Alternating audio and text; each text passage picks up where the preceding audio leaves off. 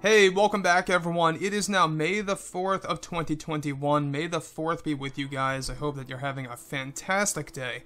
Now, one thing that a lot of fans have been very curious over is exactly what Jon Favreau and Dave Filoni have up their sleeve when it comes to Star Wars, as the new universe is coming into play as we speak between Disney and Lucasfilm. This is Mike Zero. Make sure to subscribe if you're new to the channel for future Star Wars content. Now, one major aspect of the Star Wars franchise that a lot of fans are really looking forward to is the future of the Mandalorian universe. Alright, we're talking about Season 3 and Season 4 that are being worked on back to back, given that these two seasons are going to be probably the most important seasons out of the Mandalorian by far, given that they will work hand in hand. It's also going to be a pathway for Jon and Dave to promote other new TV shows that's going to make their way onto the Disney Plus streaming platform. Now, of course, a lot of people love the prequel trilogy, and what they love most about the prequel trilogy is, of course, some of the core characters. We're talking about Obi-Wan Kenobi, Palpatine, and yes, even Mace Windu, portrayed by, of course, Samuel Jackson. The thing that was really so great about Mace Windu was how unique his character was in the prequel trilogy through, of course, episode 1 to 3, where he supposedly quote-unquote met his demise by the hands of Emperor Palpatine. So, the thing about all of this that I believe, honestly, is really groundbreaking is that Jon and Dave, they are doing a lot of things, a lot of new projects that have yet to be announced, that will be announced later this year during the fall, so keep your eyes open for that. That's going to be a big deal.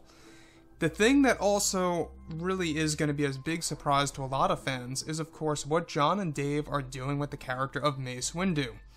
Now, specifically, of course, with both Disney and Lucasfilm now focused on their new Star Wars projects, such as Star Wars Kenobi and even Ahsoka, it's best described that creators Jon Favreau and Dave Filoni are actively creating and are busy with shows like Mandalorian and Rangers, plus others that will be announced in the near future. However, it's described that Lucasfilm has a big plan for the future of Star Wars. It's described that both Favreau and Filoni are working hard on the return of Mace Windu, being portrayed by actor Samuel Jackson, for The Mandalorian Season 4 that will debut in early 2023 on Disney Plus. Now, it's described that Favreau plans to write and film scenes between both Ahsoka Tano and an elderly Mace Windu in The Mandalorian Season 4 that will essentially involve new lore about the Force and the Jedi that has never been revealed in the Star Wars canon, that is best described to be groundbreaking. Now, Favreau is also still working on the development of a Mace Windu Star Wars TV series for Disney Plus, featuring Samuel Jackson, that they are planning to unveil sometime in 2024 and or 25, that will give fans a post-Order 66 view of the character, as well as his younger years before Episode 1, The Phantom Menace. It's also described that Samuel Jackson has already been in the talks with Jon Favreau for his return into Star Wars. Favreau plans to give Mace Windu brand new designs, both in Mando Season 4, as well for his own dedicated Star Wars TV series on Disney Plus, as well, that will be game-changing to the Star Wars fandom. So here's the thing that a lot of fans are very intrigued about when it comes to the overall new Star Wars universe and what's going on. Keep in mind, they are latching on to the familiar faces. They want to stick with the fan-favorite characters, at least for now. Alright, for the foreseeable future, that's what they're focused on. Both in live-action and animated material. They want to focus on Anakin, Palpatine, Mace Windu, Kenobi, Ahsoka, and even, yes, Luke Skywalker, and more. I do agree that this is a great plan, and this is the way to go about doing things, but on the other hand, yes, I do embrace new characters, I most definitely do. It's one of the main reasons as to why I like Din Djarin. He's a brand new character. But nonetheless, their overall plan right now is to use the new characters to essentially have connections to familiar characters, and that's exactly how they're going to create this balance in the new Star Wars universe. And you know what? I think it's a fantastic way to go about doing things. If they strictly went with new characters and just ignored the familiar and fan favorite ones, I'm sure that they would be alienating a good percentage of Star Wars fans at that. Now, about Mace Windu. Of course, Samuel Jackson has been saying this for the longest time, that he really does want Mace Windu back, that he believes that Mace Windu never really died, and that George Lucas even told him personally that it is very possible that Mace survived the fall, given that Jedi can fall from a very, high top on a building or anything that might be. So, in looking back to Episode 3, Revenge of the Sith, we never really got to see the body of Mace Windu. Neither did we get to see the body of Emperor Palpatine, right?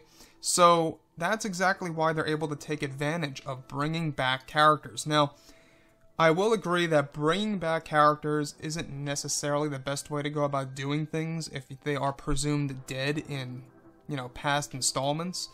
You can see the trend of what they're doing, though. Look at what they did with Boba Fett. You thought he was dead, he came back to life. Look at what they did with Palpatine. Look at what they're doing now with Mace Windu. And even in The Rise of Skywalker, there was a moment in time in which we thought Ben Solo died when he was thrown into the pit, only to crawl his way out as a Skywalker, fully, alright? Where he basically saves Rey Skywalker by giving in his life force. Now, a lot of characters that survive the fall, alright, Darth Maul is another great example. A lot of characters that fall either down a cylindrical pit or a deep chasm or off of a building seem to come back to life, except for Han Solo. He's the only character that really did not come back to life after making a huge fall. So, with that being said, Samuel Jackson coming back as Mace Windu, both in like an elderly form in The Mandalorian Season 4, as well as a post-Order 66 version, and a younger version of himself, and the fact that there have been discussions between Sam Jackson and Jon Favreau, is a very interesting development to say the least. This shows the fans that what Jon Favreau is planning to do is he's planning to do something big. Keep in mind, guys, that Favreau had some form of an involvement in the Bad Batch TV series. It's very possible that there could be a tease of Mace Windu's survival at the end of the show. That's just an assumption. But most likely they're not going to really unveil that in the Bad Batch. Yes, we know that Lucasfilm already said you're going to see a lot of familiar faces in the Bad Batch, the 16-episode series, by the way.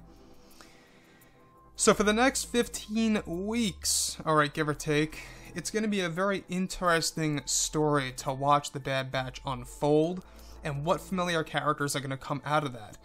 In the meantime, this fall, and Star Wars Celebration 2022 is going to be a big deal. By the way, at Celebration 22 is when they plan to announce the Mace Windu TV series, so keep your eyes open. Remember this very given day, May the 4th, 2021, because the Bad Batch TV series is a big mark of where Star Wars is going to go, and how a lot of shows are really going to pretty much use that show as a foundation, right? So it's going to be a very interesting development, to say the least. So, like I've said before in the past, guys, Jon Favreau is the guy. He is a true passionate fan. He knows what he's doing with the franchise. I cannot wait to see how the fans react next year once the Mace Windu TV series is officially announced. So, like I've said before in the past, guys, drop a comment below. Let me know about all of this in the comments, and if you guys did enjoy the content for today, do make sure to drop a thumbs up on this video to support the channel. I thank you all so very much for the kind support, and I'll catch you guys next time.